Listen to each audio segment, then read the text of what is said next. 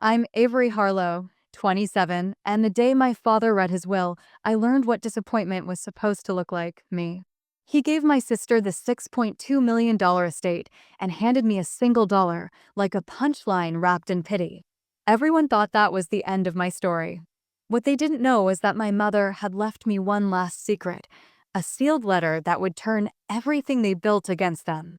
By the time the judge finished reading her words, the house that defined our family's power no longer belonged to them. It belonged to me. And that was only the beginning of what they had coming. The air in my father's study felt heavy enough to choke on. The curtains were drawn halfway, slicing sunlight into slanted ribbons that fell across the mahogany table like quiet accusations.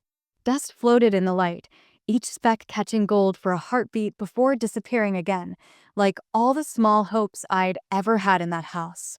My father sat at the head of the table, his fingers drumming against a crystal tumbler that hadn't seen water in decades. His silver hair caught the same gold that danced on the table, but his eyes, those cold, calculating eyes, stayed fixed on me. To his left sat my sister, Madison. She had her mother's cheekbones, or so everyone said when they wanted to flatter her. I didn't mind that they never said it about me. Mom used to whisper that I had her soul instead, and that meant more. The lawyer cleared his throat, the papers before him trembling slightly as if they could sense the tension in the room. "We're gathered here," he began, "to read the final will and testament of Mr. Gregory Harlow." My father didn't let him finish. "Let's skip the formalities," he said, his voice smooth but sharp, like the edge of a glass. "We all know how this is going to go." He turned his gaze back to me, slow, deliberate, the way a man might look at something he regretted buying. "You've always been the disappointment," he said. "So, you get $1. Madison's lips curled before she could stop them. The lawyer blinked, caught off guard by the bluntness, but my father continued, almost enjoying the echo of his words. "Madison, my darling, you'll inherit the family estate, all $6.2 million of it." The sound of the pen scratching across paper felt like a blade. The air shifted as Madison pressed her hand to her chest, pretending to look shocked, though her eyes sparkled like champagne. "Dad, I don't know what to say." "You could start with 'thank you,'" I murmured, my voice steady, almost too calm. Her smile faltered, but she recovered quickly. "Don't be bitter, Avery," she said sweetly. "It's not about money, it's about trust. Dad knows who can handle responsibility." The words dripped like honey over broken glass. I didn't answer.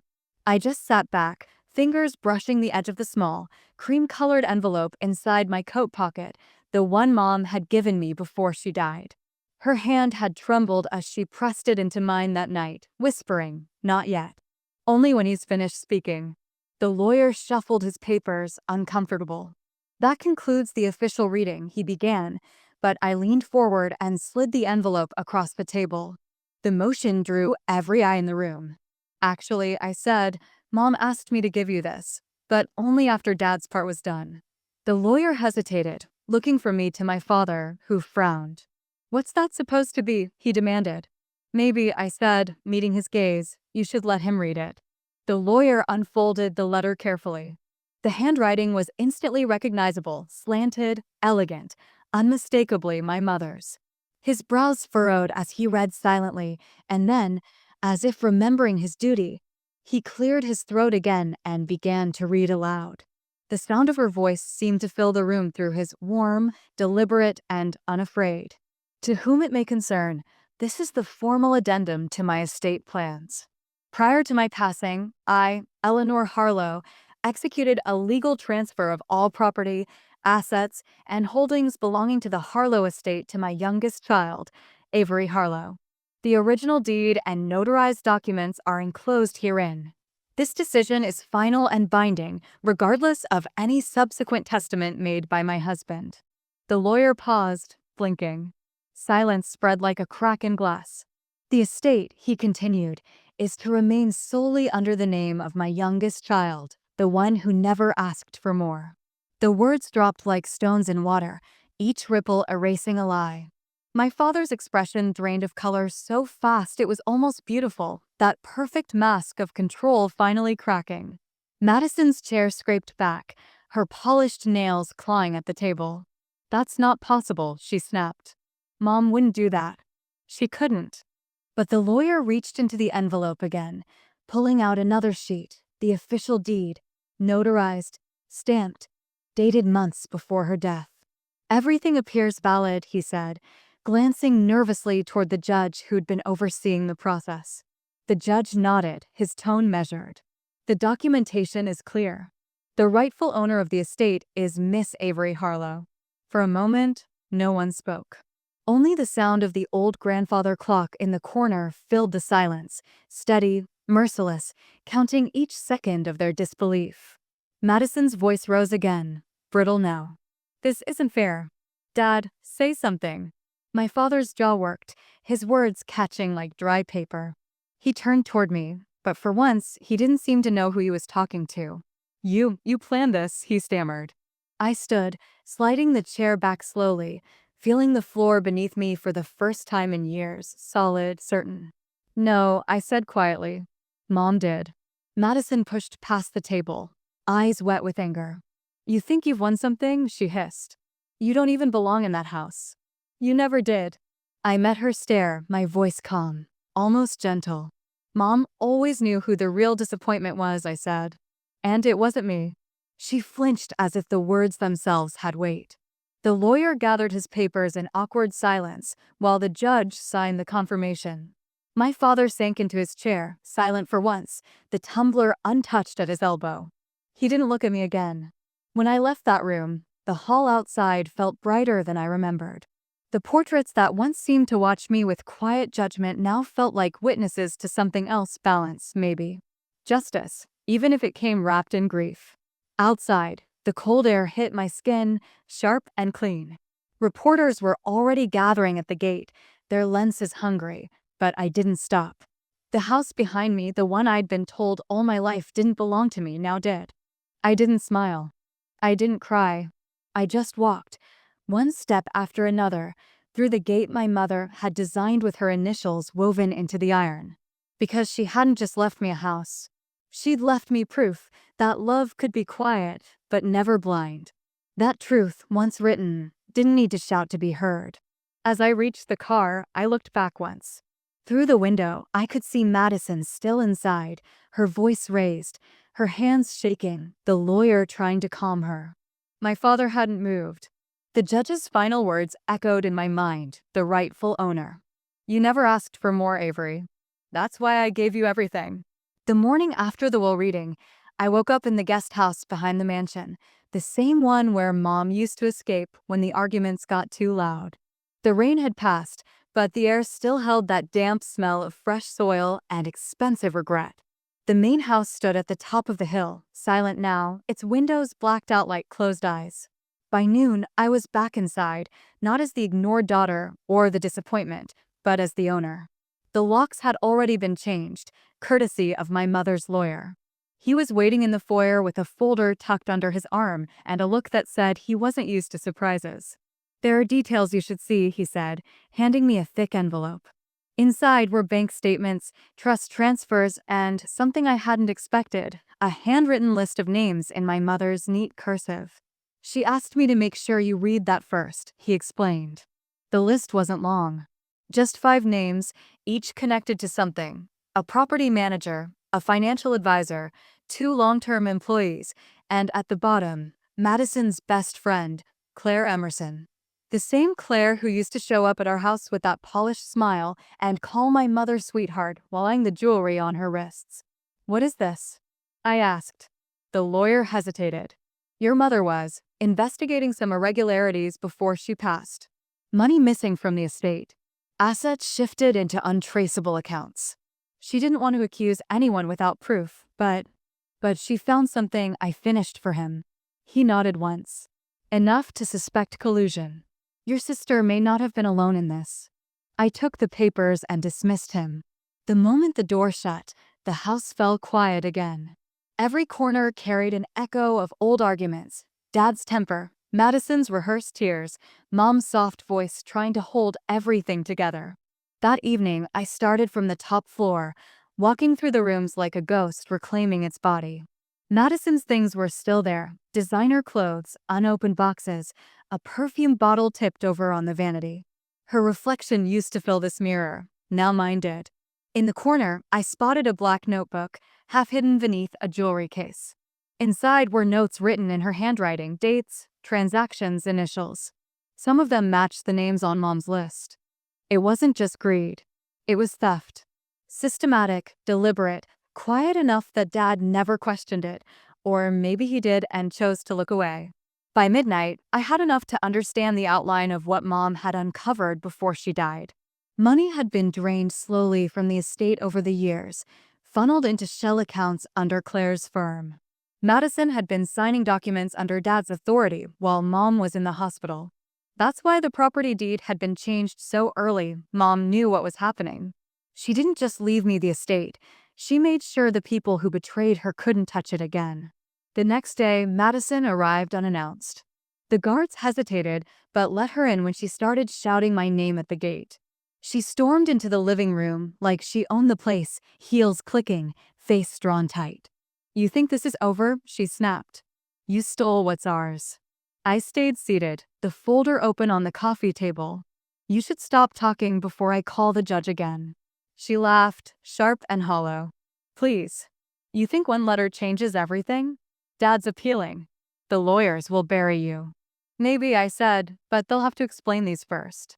I pushed the notebook toward her. She froze when she saw it, the handwriting, the pages filled with numbers she thought no one would ever see. "Where did you get that?" she whispered. "Your vanity," I said. "You really should have learned to hide things better." She lunged forward, but I caught her wrist before she could grab it. "Don't," I said quietly. "You're not in control anymore." Her eyes flicked to mine, something breaking in the space between us. All those years of pretending, of her playing the golden child while I played the ghost, gone. She pulled back slowly. "You don't know what you're starting," she said, voice low. "You're not built for this kind of fight." "Then you shouldn't have underestimated me." She turned and left without another word. Her perfume lingered, but her confidence didn't. Later that night, I called the property manager listed on Mom's paper, Mr. Lewis, a quiet man who'd worked for our family longer than I'd been alive. When he answered, his tone carried that same careful loyalty Mom used to trust. "Your mother suspected they were moving money through the vineyard accounts," he said. "I helped her collect evidence. It's in the storage unit under her name." The next morning, I drove out to the edge of town. The storage facility was small, plain, tucked between two abandoned warehouses. Inside the unit, boxes were stacked neatly with Mom's handwriting on each label, records, receipts, bank logs. At the bottom sat a single blue folder labeled Madison and Gregory, transfers. It took only minutes to see the pattern, Dad's signature authorizing every withdrawal, Madison's initials beside them, and Claire's firm handling the movement of funds. Millions had been siphoned long before Mom's death. When I returned home, Dad was waiting in the front hall. He looked smaller than I remembered, though the anger in his eyes hadn't faded. "You think you've humiliated me enough?" he asked, voice trembling beneath its usual authority. "You did that to yourself," I replied. He took a step closer. "You're ruining this family." "No," I said, meeting his gaze. "You did that when you decided I was worth $1." He flinched as if the words stung more than any threat could. For a long moment, he said nothing. Then he turned and walked out without another word. That night, I sat on the back patio overlooking the vineyard, the same view Mom loved. The house was mine now, but it felt heavy with unfinished business. The documents on the table were proof of corruption, but they weren't justice yet. My phone buzzed, a text from an unknown number. "You shouldn't have opened that folder." No name, no signature, just a warning. The day started quiet, almost peaceful, like the calm before a verdict. I'd barely slept. Every box from Mom's storage sat open across the study floor, bank statements, transfer records, letters between lawyers, even handwritten notes with names circled in red.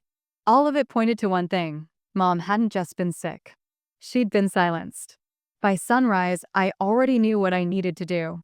I called the police first, then a private investigator Mom had hired before she passed. His name was Grant Pierce, retired detective with a dry voice and eyes that missed nothing. When he arrived, he studied the evidence spread across the desk. Your mother was tracking embezzlement, he said. But it looks like someone got to her before she could expose it. I didn't need to ask who. The autopsy report had always bothered me. Heart failure, they said. But Mom was active, careful with her health. Too careful for it to just happen. Grant noticed the same thing. She switched medication 3 weeks before her death, he said. Prescribed by a new doctor, recommended by your father's financial advisor. Claire Emerson. Her name alone sent a chill through the room. I told Grant about the text message warning me to stop. He traced it to a burner phone bought near Claire's office. That was enough to get a search warrant. Within a day, the truth unfolded like a quiet storm. The authorities found proof that Claire and Madison had conspired to drain money from the estate. But the deeper files, hidden on Claire's encrypted drive, showed messages between her and my father. They weren't just stealing. They were discussing how to keep Mom quiet until the paperwork cleared. The timing matched exactly with her sudden decline. When the detectives read those emails aloud, everything I thought I knew about my father collapsed. It wasn't greed that destroyed our family. It was fear of losing control to the one person who had never let him dictate her life. That night, I sat alone in the great room, the fire flickering low. The house was mine now, but every wall carried echoes of a truth too heavy to celebrate. I'd wanted justice. I hadn't expected to find murder behind the grate. By morning, the news broke. Local stations ran the story under the headline, "Wealthy Family Exposed in Estate Fraud and Death Investigation."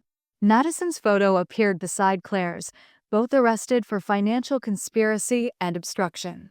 My father's name came last, charged with aiding in the cover-up. When the police led him away, he didn't fight. He just looked at me one last time and said, "She always loved you more." I didn't answer. Some things didn't deserve a response. The trial came fast. Evidence from Mom's files left no room for denial. The judge who once read her letter now read the charges that would define their futures. Madison tried to plead that she didn't know what Claire and Dad had done, but her signatures were on every transaction. The verdict was clear guilty. After the sentencing, I visited Mom's grave for the first time since the chaos began. The vineyard stretched behind the cemetery, the wind moving through the rows of vines like her voice. I placed the old letter she'd written beside the headstone, the one that changed everything. "You were right," I said quietly. They showed who they really were. For the first time, I felt peace instead of anger. Weeks later, I reopened the estate officially under my name. The renovations Madison had planned were scrapped. Instead, I turned the mansion into a foundation in Mom's memory, supporting women rebuilding their lives after loss. Her study stayed untouched, the same books, the same faint smell of lavender. It wasn't about revenge anymore. It was about restoring what she'd built with honesty. One afternoon, as I was sorting through the last of the legal documents, Grant stopped by. "It's over," he said. "Everything they took has been recovered. You own it all clean." I smiled, a small one. It was never about owning it. It was about earning it back. He nodded, then handed me a sealed envelope. "Your mother left this with me. Said to deliver it once everything was settled." My chest tightened as I opened it. Inside was a single note, written in her familiar handwriting. "Avery, I knew you would find the truth when the time came. The estate was never about wealth, it was about integrity. I trusted you to protect what they couldn't understand. Don't let this house carry bitterness. Let it carry peace. Love always, Mom." I folded the note carefully, placing it inside her old desk drawer. Outside, the sun cut through the clouds, filling the room with that same warm light I remembered from childhood. The house didn't feel haunted anymore, it felt whole. Later that evening, I walked the property one last time before heading back inside. The vineyard glowed gold under the sunset, every row perfectly straight, every leaf alive. For the first time, I understood why Mom fought so hard to save it. It wasn't just land. It was legacy, proof that truth, once rooted, can't be buried forever. As the wind moved through the trees, I whispered to the air, "You gave me everything, Mom. I won't waste it." And for the first time in years, I felt her presence not as a memory, but as something stronger, peaceful, unwavering, and still watching. The story didn't end with a dollar or a fortune. It ended with the truth restored and the weight finally lifted. The Harlow name, once poisoned by greed, was finally clean. And I, Avery Harlow, the daughter they underestimated, walked back into the house that was rightfully mine, not as an heir, but as the keeper of what love had built and lies had tried to destroy.